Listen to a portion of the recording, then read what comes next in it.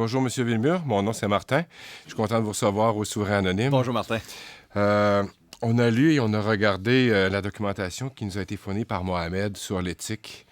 Et pour nous, détenus en centre de détention, c'est un mot qui prend tout son sens. Non pas seulement dans la structure du centre de détention, mais en ce qui me concerne personnellement, sur la structure de ma propre vie.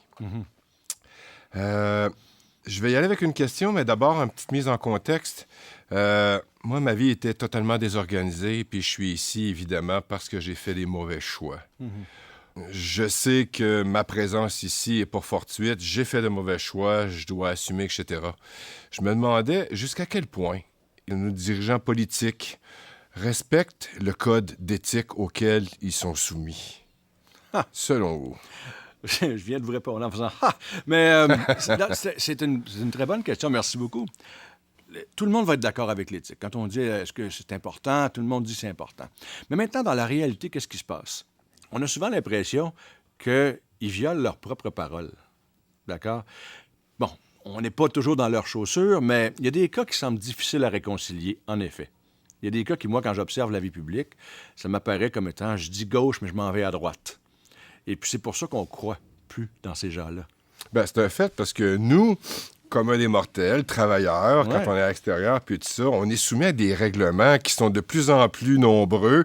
Plus il y a de nouvelles situations, puis il y a de nouvelles règles auxquelles on doit se conformer, puis tout ça. Puis on a l'impression qu'eux, qui sont censés être un modèle, hein, on parle de l'État, tout de même, si c'est pas banal en soi, d'autant plus qu'ils prêtent serment lors de leur nomination, puis tout ça.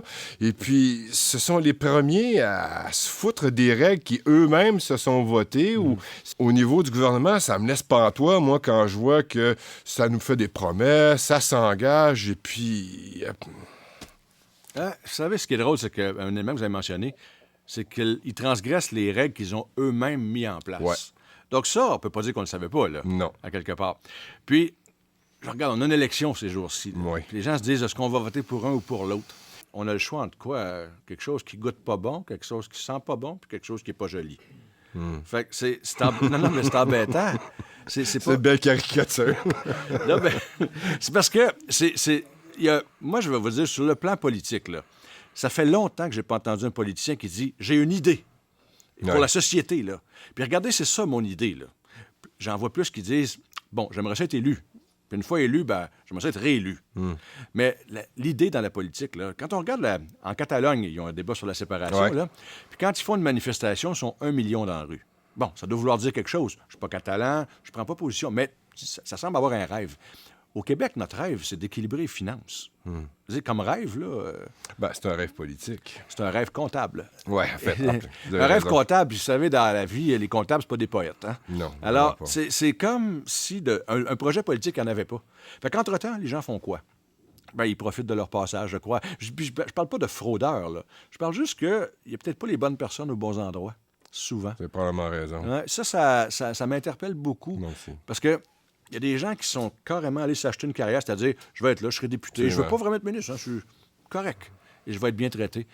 Mais des gens qui ont du cœur, aujourd'hui, on leur dit, tais-toi. Ouais, parce que c'est rendu la démocratie des chefs. Les vrais engagés, là, sont rares. Ah ben non, parce que le système veut... Quelqu'un qui arrive avec une idée au Parlement, là, la discipline de parti va lui dire, non, parle pas. On parle surtout pas. Puis là, pourquoi est-ce qu'on irait là-bas? Fait que en résultant, qui est-ce qui va là? Ben, ceux qui veulent parler, ils vont pas. Moi, souvent dit, viens en politique. Puis c'est drôle, on m'a demandé de tous les partis. J'imagine, oui. Oui, mais c'est drôle, c'est que tous les partis demandent. Fait qu'on dit, c'est pas important ce que je passe, tant que je suis là. Mais en même temps, on sait que, quand tu arrives là-bas, il y en a un qui parle dans le parti, puis c'est le chef. Ça m'intéresse pas, ça. Moi, je serais pas un bon député et je parlerais trop. Et je parlerais trop, puis je suis capable de critiquer. Je critiquerais même mon bord, parce qu'à un moment donné, l'éthique, ça cherche le juste. On n'est pas d'accord avec tout. Hein? Ben c'est ça. Puis on devrait être capable de le dire qu'on n'est pas d'accord. Puis si ma gang n'est pas d'accord, ma gang n'est pas correcte, je serais capable de leur dire aussi. Mais ça, on veut pas de ça. On veut des gens qui vont être plus obéissants. Des gens qui vont consentir à dire, regarde, t'es bien récompensé, fais ton temps, toi aussi. Et puis vas-y. Mais moi, il y a une grande désillusion politique, honnêtement, parce que je trouve qu'il n'y a pas d'idée. Puis je vais vous conter une anecdote. Moi, j'ai écrit un article en 2004 à peu près qui s'appelle « Le portrait du vide ». Puis c'est une analyse très cynique de la politique. Puis à chaque élection, je l'ai envoyé dans les journaux, puis il a été republié à chaque fois. Puis, il n'y a rien qui a changé. Le texte, il n'y a pas une virgule qui change dedans. Donc, depuis au moins 10 ans, il n'y en a pas d'idée. Même sans avoir lu, le titre est assez révélateur. Eh bien, c'est ça. Portrait du vide, c'était plein de rien. Mais c'est ça, c'est qu'il y en a pas un qui nous fait rêver. Il y a pas de... On n'a pas de mouvement. Et puis ça, écoutez, suivre un comptable, c'est plate. C'est plate, en effet. C'est ça. Fait que donc, c'est le fétiche du déficit zéro. Ça nous inspire pas. Puis je comprends que dans la vie, il faut équilibrer des finances. Ça va, là, mais c'est pas le but. Ça reste une partie du problème parce que si on revient peut-être à un niveau plus terre à terre, vous me permettrez une dernière question. Oui. Là. On part de l'État, puis on revient à l'individu. On sait que, ou je crois savoir, vous êtes le spécialiste en éthique, mais je pense savoir que l'éthique, c'est un respect de valeurs qu'on se dicte. Croyez-vous qu'un citoyen, comme celui que je deviendrai à la sortie, parce que je suis en réhabilitation, je suis en rétablissement, je suis à cœur, je crois au système de rétablissement. Croyez-vous que j'ai absolument besoin d'une éthique, d'une ligne de conduite, d'un règlement, ou que mes simples valeurs, avec une rigoureuse honnêteté, peuvent suffire? Moi, je pense que les valeurs suffisent quand on est au clair avec ces valeurs. C'est-à-dire qu'on ne peut pas dire l'honnêteté presque tout le temps. Non. C'est l'honnêteté ou ça ne l'est pas. J'ai parlé de rigoureuse honnêteté. C'est ça, exactement. Avec soi-même. Je pense que des valeurs, c'est quelque chose de fondamental, personnel comme collectif, là, et puis on devrait s'appuyer là-dessus plutôt que de dire « je vais interdire toutes sortes d'affaires ». Une relation où on interdit tout à tout le monde, c'est plate. On part perdant. On part perdant. Tandis que moi, je préfère faire le pari sur l'humain, puis il y en a qui font des erreurs. Hein. J'ai toujours dit, moi, dans mes relations, les gens que je rencontre, j'ai autant rencontré une personne de trop une fois me faire avoir qu'une pas assez. Pensez-vous que le système carcéral engage sur l'humain? S'engage sur l'humain? Il pourrait s'engager plus. Ah oui? Oui. Je connais pas les fins détails de tout. Hein. J'ai eu une petite expérience auto, mais je connais pas les fins détails de tout, mais on s'engage jamais assez envers l'humain. Et puis, quand on s'engage pas, on le surveille. Puis c'est un système de... Quand je dis de s'engager, il y a un système de confiance réciproque à aller chercher. Parce que si on n'a pas confiance, si j'ai pas confiance en vous, moi, je vais vous vérifier, je vais vous checker, je vais vous surveiller. Ouais. Mais si j'ai confiance, ça enlève le besoin de surveillance. Puis, veux pas tout le monde, c'est plus relax un petit peu aussi. C'est le contraire qui se produit, parce qu'on sort d'ici avec des listes de conditions, de choses à ne pas faire. Oui. Je vais vous dire une chose. Quand on parle d'éthique dans les médias, là, on parle pas d'éthique, on parle de manquement. Ouais. Fait qu'on dit, il n'y en avait pas, il n'y en avait pas. Il n'y a personne qui dit à l'autre, il y avait plein d'éthique, lui. Puis c'est drôle parce qu'on n'en parle que par les fautes. Mais on ne devrait pas éduquer les gens à la faute. On la connaît, la faute. Ouais. On devrait éduquer à la non-faute. Et ça, c'est pas fait. C'est pas fait dans les écoles pour les jeunes.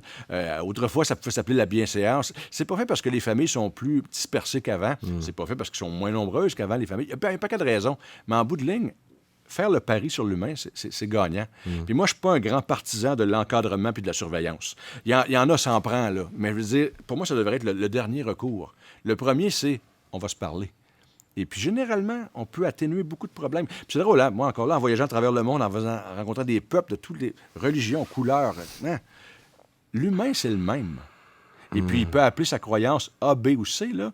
Mais quand on établit que le lexique veut dire telle chose, on s'entend bien. Ben, c'est les cultures qui nous différencient. Jean-Jacques Rousseau disait que l'enfant venait au monde naturellement bon. C'était la société qui le corrompait. Absolument. Rousseau n'a pas eu d'enfant, mais...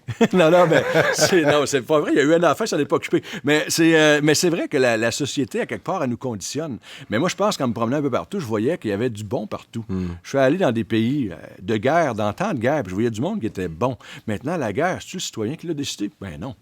Généralement, non. C'est ce qu'on discutait en préparant la rencontre pour vous annonçant la semaine passée qu'entre nous, même en prison, ici, on rencontre des individus, des gens là, remplis de bonté. Puis, tu sais, beaucoup qui disent « Ah, c'est en prison, c'est juste la violence. » Non, c'est pas vrai. C'est pas connaître, ça. C'est pas vrai, non. Mais regardez aujourd'hui... Parce que derrière chaque détenu, il y a un individu. Hein. Ben, c'est sûr. Puis l'individu, ben, il y a ses peurs, il y a ses joies, puis il y a ses attentes, puis il y a quelque chose. Aujourd'hui, la guerre, elle est de plus en plus inhumaine. Je veux dire, autrefois, face à face, c'était dur, mais on disait, on peut pas poignarder. Il y avait une psychologie. Oui. Aujourd'hui, parce qu'aujourd'hui, on dit, je suis à Washington, puis je dirige un missile sur une grotte à quelque part, ils pèteront toutes. Mission accomplie, peu importe. Et ça, ben, c'est pas humain. Puis tantôt, je parlais de respect. Le respect, on dit c'est un second regard pour ne pas heurter inutilement. Ben, on peut pas heurter des choses, mais on peut heurter des gens. Et les gens, c'est ce qui importe. Donc, l'éthique, c'est ce que l'on est et non ce que l'on fait. C'est ce que vous me dites? L'éthique, elle se traduit dans nos actions. Mais si on s'appuie sur des valeurs fortes, là, chez nous, bien, les actions devraient suivre, en gros. On doit être en cohérence, sinon on va avoir un problème de cohérence soi-même. Mais je pense que de réfléchir à nos valeurs, ça nous aide beaucoup, beaucoup. Puis les valeurs, bien, il y a des choses comme la loyauté, l'intégrité, l'honnêteté, il y en a plusieurs, là. On ne fait pas tout ça, mais on en fait certaines de celles-là. Puis les valeurs, on les choisit parce que ça représente un défi. On dit que c'est important le respect parce que le non-respect, c'est horrible. Et ça, on en fait l'expérience. Fait que c'est pour ça qu'on dit que c'est important, parce que le manque est horrible. Fait qu'il faut le dire. Puis, je le répète souvent, le respect, c'est souvent retenir un geste, c'est faire attention. Puis, des fois, dans une relation avec l'autre, c'est un peu automatique. Puis moi, j'ai tendance à dire, « Hey, arrête 2 secondes, tu y as-tu pensé? Puis, toujours bien 1 fois sur 2, la personne fait « OK », puis ça ramène sur terre. Mais je le laisserai à tous les fois pareil. Un jour, il va comprendre. En tout cas, je vous remercie beaucoup. Ça répond à mes questions. Merci infiniment. Merci beaucoup. Au revoir.